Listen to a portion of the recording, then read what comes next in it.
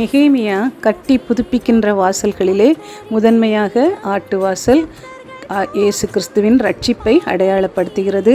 அடுத்து வருகின்ற மீன் வாசல் ஆண்டவருக்காக ஊழியம் செய்ய வேண்டியதை அடையாளப்படுத்துகின்றது.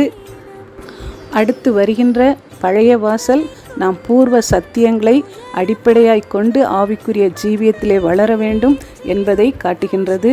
அடுத்து வருகின்ற பள்ளத்தாக்கின் வாசல் ஆவிக்குரிய ஜீவியத்திலே பலவித தாழ்மையான அனுபவங்களுக்குள்ளாக கடந்து வர வேண்டியவர்களாக நாம் இருக்கிறோம் என்பதை அடையாளப்படுத்துகிறது.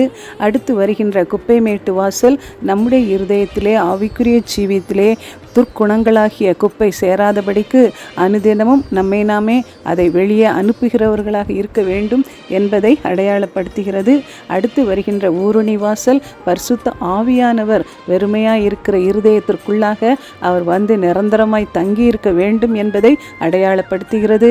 அடுத்து வருகிற தண்ணீர் வாசல் தேவ வார்த்தையாகிய அந்த தண்ணீரால் ஒவ்வொரு நாளும் நாம் பரிசுத்த ஆவியானவருடைய துணையோடு நித்தியத்திற்கு நேராக வழிநடத்தப்பட வேண்டியவர்கள் என்பதை காட்டுகின்றது. குதிரை வாசல் ஆவிக்குரிய ஜீவியத்திலே சாத்தானோடு நாம் எதிர்த்து நிற்க தகுதியுள்ளவர்களாக பயிற்சி பெற்று ஜெயம் பெற வேண்டும் என்பதை அடையாளப்படுத்துகின்றது.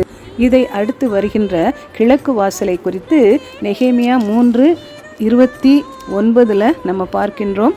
அவர்களுக்கு பின்னாக இம்மேரின் குமாரன் சாதோக் தன் வீட்டுக்கு எதிரே இருக்கிறதை பழுது பார்த்து கட்டினான்.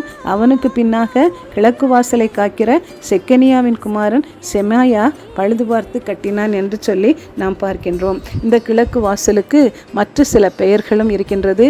இதை சூஷான் வாசல் என்றும் சொல்லி அழைத்தார்கள். ஏனென்று சொன்னால் கோரேஸ் ராஜா இந்த யூதர்களை பாபிலோனிலிருந்து மீண்டும் எருசலேமுக்கு திரும்பி செல்ல அனுமதி அளித்த பொழுது அவர்கள் சூசானிலிருந்து திரும்பி அந்த வழியாக வந்தபடியினாலே அதை சூசான் வாசல் என்றும் சொல்லி சொல்லுகிறார்கள். அதை தங்க வாசல் கோல்டன் கேட் என்றும் சொல்லுகிறார்கள்.